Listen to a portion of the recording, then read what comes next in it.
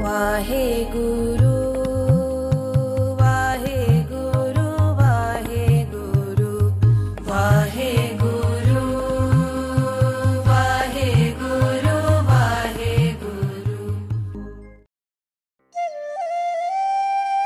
वाहेगुरु जी का खालसा, वाहेगुरु जी की फतेह। आपको हमने पिछली वीडियो में बताया था कि रियासत पटियाला के एक गांव कुड़ाम में एक खुदा का बंदा साईं भीखन शाह इस समय अपने शिष्यों के पास गांव ठसके जिला करनाल में रहता था। साहिबजादे के जन्म के समय प्रभात समय साईं परमेश्वर के ध्यान में मग्न था। उसको अनुभव हुआ कि अचानक ही उसे पूर्व दिशा में रोशनी दिखाई दी है। साईं जी ने अपनी दिव्य दृष्टि से देखा कि इस दिशा में कोई महापुरुष जुल्म का अंधेरा दूर करने वाला पैदा हुआ है। यह विचार कर साईं जी ने पूर्व दिशा की ओर खड़े होकर आंखें बंद कर ली तथा दोनों हाथ जोड़कर बड़े सत्कार से नमस्कार और दुआ पड़ी। साईं जी इतने भावुक हो गए कि आप जी की आंखों से बिरह का नीर चल पड़ा। जैसे कि गुरबानी का वाक है, हो रह न सका बिन देखे प्रीतमा, मैं नीर वहे वह चले जियो। यह वाली बिरह की दशा साईं जी पर आ गई। साईं जी के शिष्यों ने यह चमत्कार देखकर बड़ी हैरानगी से पीर जी से पूछा, आज आपने पूर्व दिशा में किसको सजदा किया है? पूर्व दिशा में हिंदू सूर्य को पूजने के लिए शीश झुकाते और नमस्कार करते हैं, पर आपने आज यह नई बात क्यों की है? मक्का काबा तो पश्चिम दिशा की ओर है। शिष्यों से घबराहट वाली बात सुनकर साईं जी ने कहा, सुनो बरखुरदारो, मैंने पूर्व दिशा की ओर मुंह करके इसलिए नमस्कार किया है क्योंकि आज दीन और दुनिया का मालिक मनुष्य शरीर धारण करके प्रकट हुआ है। यह खुदा का अपना रूप है। मैंने उसको नमस्कार किया है। उनके दर्शनों के लिए मैं शीघ्र ही पटना जाना चाहता हूँ। यदि आप में से किसी ने मेरे साथ चलना है तो तैयार हो जाओ। अपने दोनों शिष्यों के साथ सुबह सुबह पीर भीखन शाह पटना की ओर चल पड़े। 1 महीने के बाद जब धीरे धीरे चलकर साईं जी पटना के क्षेत्र में पहुंचे तो उन्होंने देखा इधर उधर हरे भरे बाग झूम रहे हैं। ऐसा लग रहा था जैसे किसी खुशी में सारी वनस्पति के वृक्ष एक दूसरे को झुक झुक कर अपनी खुशी प्रकट कर रहे हों। बेल बूटे फूलों से भरे हुए ऐसे दिखाई दे रहे थे जैसे ये साहिबजादे पर वर्षा करने के लिए किसी समय की प्रतीक्षा में खड़े हों। इसी तरह हरे भरे खिले हुए वायुमंडल तथा खुशियों भरे वातावरण से गुजर कर साईं जी शहर की गलियों में पुरुषों स्त्रियों के झुंड को इधर उधर घूमते देखकर व्यापारियों की दुकानें और सजे हुए बाजारों के बीच में से गुजरते हुए आखिर उस दरवाजे तक पहुंच गए जहां साहिबजादे ने जन्म लिया है। यह पता करके पीर जी एक तरफ होकर बैठ गए। कुछ समय पश्चात पूछताछ करके साईं जी ने मामा कृपाल जी को प्रार्थना की कि हम बहुत दूर देश पंजाब से केवल साहिबजादे के दर्शन के लिए आए हैं, कृपा करके हमारे मन की यह इच्छा पूरी की जाए। पीर जी की यह इच्छा जब कृपाल दास जी ने अंदर जाकर माता जी को बताई तो माता जी के मन में बड़ा भ्रम हुआ कि क्या जाने यह साईं औरंगजेब का भेजा हुआ हो। यदि उस जालिम को यह पता चल गया तो क्या जाने वह इनको दिल्ली ही बुला ले। देखो ना, श्री हरकृष्ण जी जो अभी बालक अवस्था में थे, उनको भी इस अहंकारी औरंगजेब ने तब दिल्ली बुला लिया था, लेकिन उन्होंने प्रण किया था कि हम इस जालिम बादशाह के सामने नहीं होंगे और अपने प्रण को पूरा करने के लिए ही उन्होंने चेचक रोग का एक कौतुक करके अपना शरीर त्याग दिया था। वे तुर्क बादशाह राज सत्ता के नशे के अहंकार में था, जिससे अकारण ही अपना नाश करने वाला काम किया।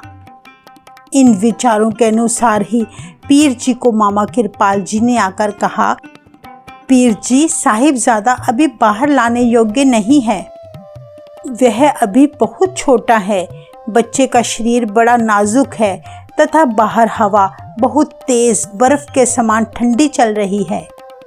फिर जब तक इनके पिता गुरु तेग बहादुर जी इनका मुख नहीं देख लेते, तब तक हम किसी पराये पुरुष के माथे लगाना ठीक नहीं समझते।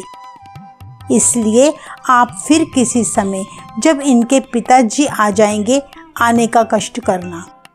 हमें भी आपके दर्शन करके बहुत लाभ होगा। अगर आपको किसी वस्तु की ज़रूरत है, खाना पीना और पहनना, तो ले लें।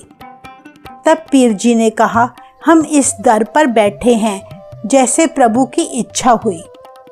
आपके घर अडोल महापुरुष ने अवतार धारण किया है, वह तो दुश्मन का संहार करने आया है और प्यारे सेवकों को सुख देने आया है। फिर आप चिंता क्यों करते हो? आप किसी प्रकार का डर मत पालें। यह तो खुदा का अवतार है। यह डर रूपी अंधेरे को तो दूर करने वाला दीपक है। मैं इनके दर्शनों के अलावा और आपसे कुछ नहीं चाहता। अपने दोनों शिष्यों सहित सुबह से बैठे भीखन शाह ने बिना कुछ खाए पिए ही दिन बिता दिया और रात भी बिता दी। रात गुजर गई, दूसरा दिन भी निकल आया। पीर जी कहने लगे, यह गुरु नानक वली अल्लाह का साझा घर है। यहाँ हिंदू मुसलमान का तो कोई प्रश्न ही नहीं है। प्रेमी की श्रद्धा देखते हैं।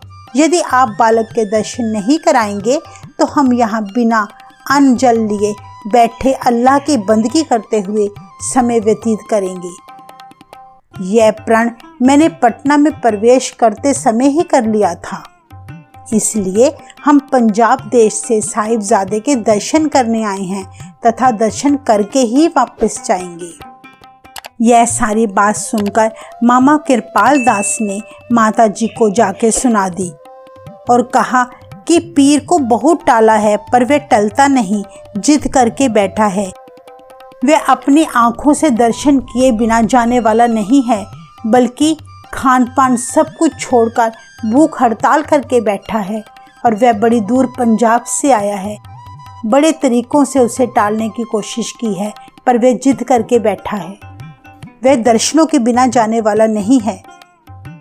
तब साईं भीखन शाह का इतना दृढ़ निश्चय देखकर माताजी समेत सारा परिवार ही साहिबजादे के दर्शन करवाने के लिए सहमत हो गया। सेवादारों को आज्ञा करके सुंदर फर्श गुलाब गलीचों के साथ सजाया गया। संगतें एकत्रित हो गई। कीर्तनियों ने कीर्तन करना आरंभ कर दिया।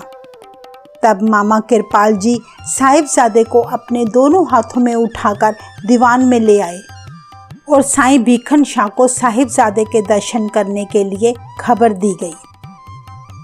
भीखन शाह दर्शनों की आज्ञा प्राप्त करके बहुत ही प्रसन्न हुए और साहिबजादे की परीक्षा लेने के लिए 2 लोटे ले लिए। एक में पानी और दूसरे में दूध डाल दिया। संगतें साहिबजादे के दर्शन करके माथा टेककर अरदास करवाती जा रही थीं। भीखन शाह भी साहिबजादे के पास आकर हाथ जोड़कर खड़ा हो गया और अरदास की कि हे पीरों के पीर, मैं तुम्हारी शरण में आया हूँ।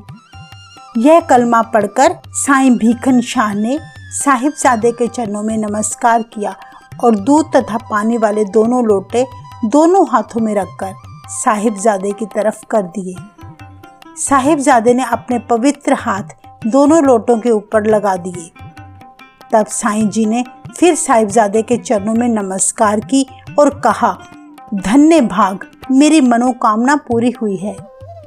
जब यह लोटों वाला कौतुक भीखन शाह से पूछा गया तो उसने बताया कि यह मैंने परीक्षा की है कि यह हिंदू धर्म के पक्ष में होंगे या मुसलमान धर्म के, परंतु इन्होंने निर्णय कर दिया है कि इनके लिए दोनों धर्म एक समान हैं।